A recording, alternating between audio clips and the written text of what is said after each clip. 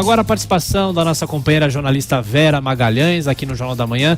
Ô Vera, o Senado e a Câmara travam uma disputa pelo caminho a seguir para prever a prisão após a condenação em segunda instância. Existe uma briga, Vera, e quais os riscos desse atrito entre as duas casas legislativas?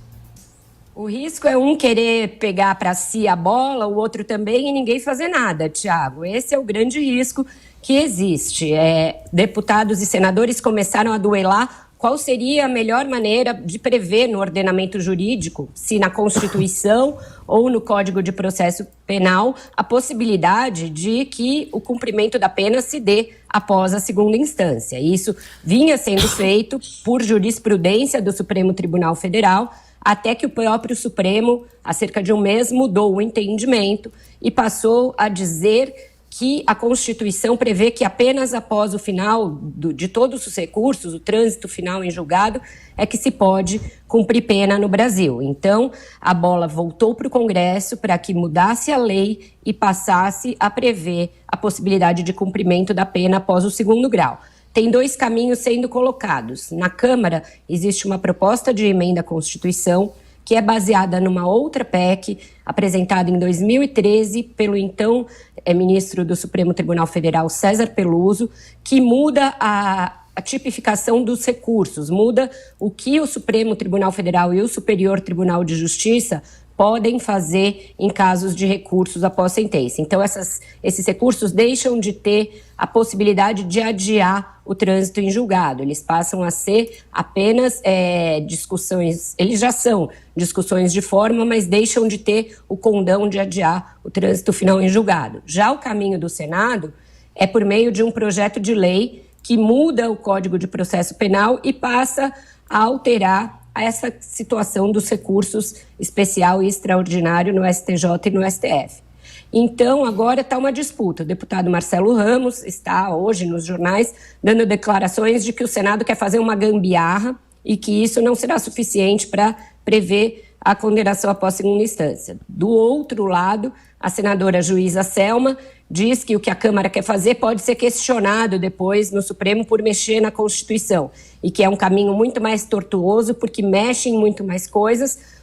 O projeto do Senado seria mais simples e, por isso, o melhor caminho. Na verdade, não exatamente esses dois parlamentares, mas as cúpulas de muitos partidos não querem fazer nada. Gostariam que a situação ficasse como está, com o cumprimento da pena no dia de São Nunca, como disse o ministro Sérgio Moro aqui para a gente no início da semana. Então, entre esses dois caminhos, este ano não há mais tempo para que nenhum deles seja aprovado. Parece haver, por parte de uma parcela do Congresso, um sentimento de deixar isso para depois. Enfim, vamos ver como que vai ficar isso, quem vai prevalecer. Mas, Vera, esses dois caminhos, tanto da Câmara quanto do Senado, na sua opinião, são incompatíveis? Eu acho que não, Kalina. Você pode mexer ao mesmo tempo na Constituição e no Código de Processo Penal, até para deixar que as duas coisas dialoguem, conversem entre elas. Então, eles poderiam fazer uma estratégia conjunta de atuação nesse caso, em que primeiro se aprovasse uma PEC, mexendo nos recursos, e essa PEC é boa da Câmara, a meu ver, porque ela não mexe no artigo 5º da Constituição. Então, ela não entra naquela bola dividida de se o trânsito final em julgado é ou não uma cláusula pétrea, que, portanto, não poderia ser mexida.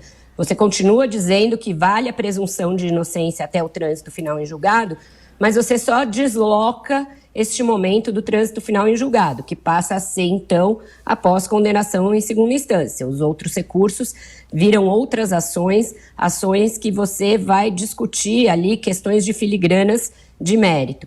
E se você prevê isso também no Código de Processo Penal, você está alinhando o Código à Constituição, portanto, é algo que faz todo o sentido do ponto de vista jurídico.